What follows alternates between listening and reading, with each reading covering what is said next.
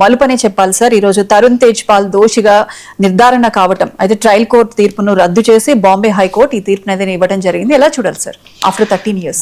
అంటే trial court నిర్దోషిగా విడుదల చేసిన తర్వాత తరుణ్ తేజ్పాల్ ను బాంబే హైకోర్టు గోవా ధర్మాసనం ఇప్పుడు దోషిగా నిర్ధారించింది. ఇది ఒక రకంగా సెన్సేషనే, ఎందుకంటే తెహల్కా అంటేనే ఒక సెన్సేషన్. tehalka.com తరుణ్ తేజ్పాల్ అంటే అప్పట్లో మొత్తం దేశం అంతా ఊగిపోయింది. అటు అంటే వీళ్ళ ఆపరేషన్స్ లో ఎంతవరకు ఇష్యూ పెద్దదైపోయిందంటే భారత జాతీయ పార్టీ అప్పటి అధ్యక్షుడు బంగారు లక్ష్మణ్ పదవికి రాజీనామా చేయాల్సినంత వాతావరణం క్రియేట్ అయిపోయింది. అలాంటి స్టింగ్ ఆపరేషన్స్ వీళ్ళు చేశారు. అలాగే చాలా మందిని అట్లా చేశారు. అంటే ఇది కదా జర్నలిజం, ఇది కదా అసలైన జర్నలిజం, ఇది కదా పరిశోధనాత్మక జర్నలిజం అంటూ ఆయన్ని ఉదహరిస్తూ క్లాసులు చెప్పిన సందర్భాలు కూడా ఉన్నాయి.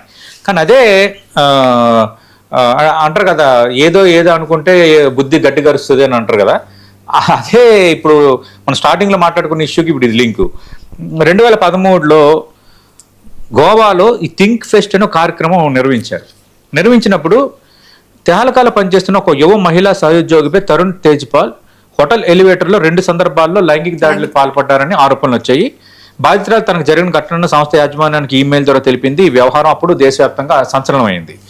అయితే ఈ వివాదం తీవ్ర రూపం దాల్చడంతో తరుణ్ తేజ్పాల్ తెహల్కా సంపాదక బాధ్యతల నుంచి అయితే తప్పుకుంటున్నట్టు ప్రకటించారు. అయితే గోవా ప్రభుత్వం మాత్రం ఈ వ్యవహారాన్ని సుమోటోగా పరిగణించి క్రిమినల్ కేసు నమోదు చేసింది.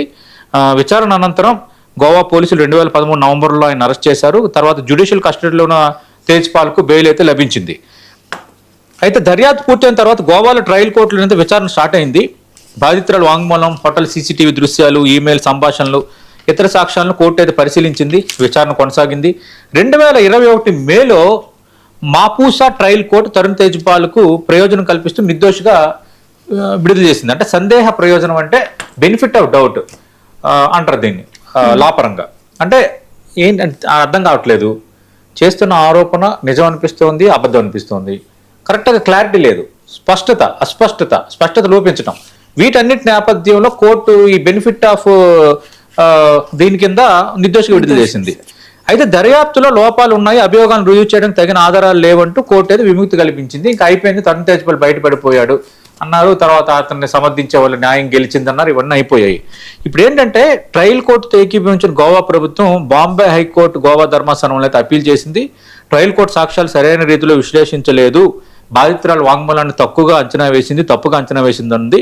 ఈ నేపథ్యంలో బాంబే హైకోర్టు గోవా ధర్మాసనం ట్రయల్ కోర్టు తీర్పును రద్దు చేస్తూ తరుణ్ తేజ్పాల్ను భారతీయ శిక్షాస్మృతిలో సెక్షన్లు 376 of 2 of F, 376 2 of K, 354A, 354B కింద అయితే దోషిగా నిర్ధారించారు. ఈ ట్రయల్ కోర్టు సాక్ష్యాల విశ్లేషణ తీవ్రమైన తప్పిదాలు జరిగాయని కూడా హైకోర్టు వ్యాఖ్యానించింది. ఏదేమైనా గరిష్ట శిక్ష విధించాలని కోర్టును అయితే కోరారు.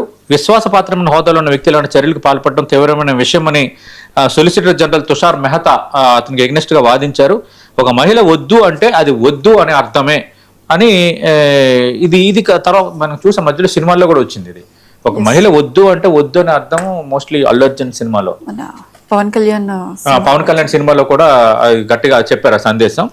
ఒక మహిళ వద్దు అంటే వద్దు అని అర్థం అని ఒక స్పష్టమైన సందేశాన్ని సమాజానికి ఇవ్వాల్సిన అవసరం ఉందని కోర్టు దృష్టికి అయితే తీసుకొచ్చారు. తాను నిర్దోషిని నేను విశ్వసిస్తున్నాను, కోర్టు దయచూపాలని తరుణ్ తేజ్పాల్ అభ్యర్థించారు. తదుపరి న్యాయపరమైన మార్గాలను ఆశ్రయిస్తానని చెప్పారు. అయితే దోషిగా తేలినా ఆయన అప్పీల్ చేసుకునే అవకాశం అయితే కోర్టు కల్పించింది. కాబట్టి మరి చూడాలి. ఏదైనా ఈ తరుణ్ తేజ్పాల్ ఉదంతం అనేది ఒక రకంగా అంటారు కదా, ఉవ్వెత్తున లెగిసి ఒక్కసారి పడిపోవడం అంటే ఉవ్వెత్తున లెగటం, ఆ రోజు ఆయన ఆ విధంగా వ్యవహరించడం అనేది చివరికి ఆయన కెరీర్నే నాశనం చేసేసి ఆయనకి భవిష్యత్తు లేకుండా చేసేసి, వాళ్ళు తరుణ్ తేజ్పాల్ అంటే ఎంతమంది ఎగ్జాంపుల్గా చూపించారో అలాంటి వ్యక్తి ప్రస్తావన తేకుండా జాగ్రత్త పడిన పరిస్థితిని ఆయన తెచ్చుకున్నాడు. ఇది అందరికీ ఒక lesson. Right, thank you sir. Thank you. ఇదే ఇవాల్టి straight talk with Satish. Keep watching 99 TV.